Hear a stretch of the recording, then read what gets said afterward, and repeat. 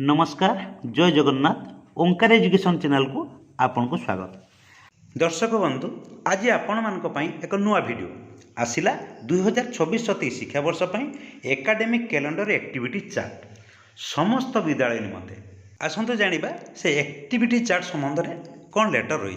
ये लेटरटी रही Odisha school education programme authority letter number रही 4865 dated 22/7/2026 Shrimati Ananya Das IAS state project director को तरफ क्या ऑल डीओ कम डीपीसी समग्र शिक्षा ओडिशा 22/4/2026 शिक्षा वर्ष आरंभ में एप्रिल मसरे विद्यालय में एकाडेमिक कैलेंडर इम्प्लीमेंटेशन एक चिठी होता जोटा कि एलिमेंटारी और सेकेंडरी सब्जेक्ट रही implementation of academic calendar both for elementary and secondary section for the academic year 2026-27 शिक्षा वर्ष जो एकेडमिक कैलेंडर एक निर्देशनामा जारी हो जाता किंतु विद्यालय को से आमर एकेडमिक कैलेंडर हार्ड कॉपी पहुँची नाला। एबे से academic calendar activity chart T समस्त विद्यालय आसी जाइए। आपन टिके से एक्टिविटी कैलेंडर चार्ट को देखो। ए हेउची एकेडमिक कैलेंडर एलिमेंटारी सेक्शन से भली सेकेंडरी को मध्य एई भली सेकेंडरी लेवल स्कूल को प्रदान करा जाइए।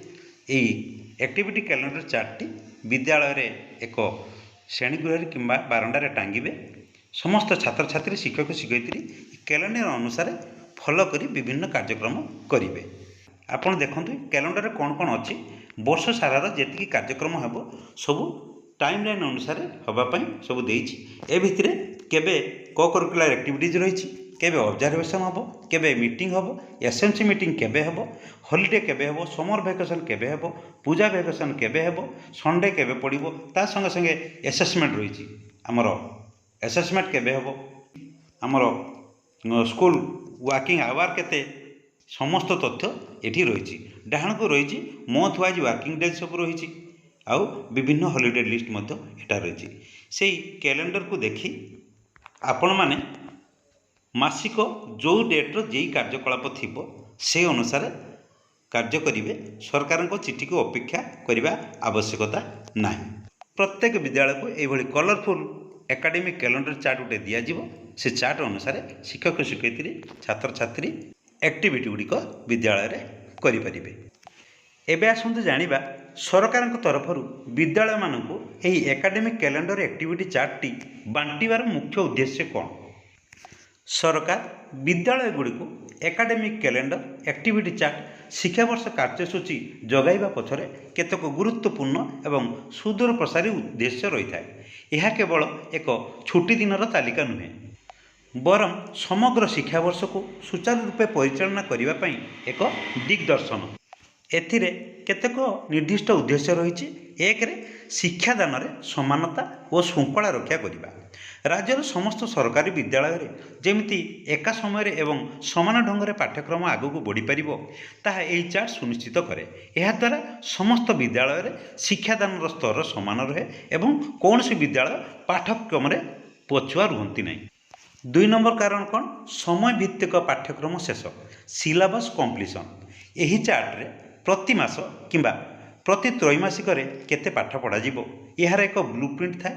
शिक्षक माने यह को अनुसरण करी परीक्षा पूर्व समस्त विषय सहजरे शेष करि पारंती। फल शेष समय रे पिलांको उपरे पाठर चाप आ पड़े नहीं। उद्देश्य नंबर 3 परीक्षा और मूल्यांकन सठिक परिचालना सामयिक मूल्यांकन जोटे फॉर्मेटिव असेसमेंट एवं समष्टिगत मूल्यांकन समाप्ति सूचक मूल्यांकन जोटे सुमोटिव असेसमेंट केबे अनुष्ठित हेबो तार तारीख एथिरे पूर्वरु निर्धारित थाए। यह द्वारा शिक्षक विद्यार्थी एवं अभिभावक माने परीक्षा पई पूर्व प्रस्तुत करने को सर्वाधिक समय पाई। नंबर 4 सह पाठ्यक्रम कार्यकलाप को करिकुलर एक्टिविटीज रो संतुलन केवल पाठपढ़ा नुहे बरं पिलांको सर्वांगीन विकास पई विभिन्न प्रतियोगिता क्रीड़ा उत्सव जातीय दिवस पालन एवं सांस्कृतिक कार्यक्रम केबे हेबो ताहा एही चार्ट रे स्पष्ट भाव उल्लेख थाए। यह द्वारा पाठपढ़ा व्यतीत पाठपढ़ा व्याहत न होई पिला माने अन्यान्य प्रतिभार विकास करि पारंती। 5 नंबर उद्देश्य स्वच्छता और प्रशासनिक सहजता विद्यालय प्रशासन प्रधान शिक्षक एवं ऑफिशियल कार्य जेपरिक पीटीए बैठक पीटीएम बैठक एवं विभिन्न सरकारी रिपोर्ट दाखल पर एक निर्दिष्ट समय सीमा मिल जाए। यह द्वारा विद्यालय परिचालना कमिटी एसएमसी बा एसएमडीसी एवं शिक्षा विभाग मध्य समन्वय रक्षा करने सहज हुए। संक्षेप में कहवाक गले एकाडेमिक कैलेंडर एक्टिविटी चार्ट होउची विद्यालयर सफलता परिचालना पई एक रोड मैप। यह शिक्षकों को दिग्दर्शन दिए, छात्र छात्री को श्रृंखलित करे एवं सरकार शिक्षा नीति को तृणमूल स्तर में सठिक भाव कार्यकारी करिवार साहाय्य करे। भिडियोटी को शेष पर्यंत देखि बहुत बहुत धन्यवाद। आज भिडियोटी जदि आपण मानक इनफर्मेटिव मन होता है ओंकार एजुकेशन आम स्कूल कार्यक्रम यूट्यूब चैनल को लाइक शेयर करने सहित सब्सक्राइब करने को केवे भूलिबेनी। आज रोचे पुणी देखा नेक्स्ट वीडियो। धन्यवाद।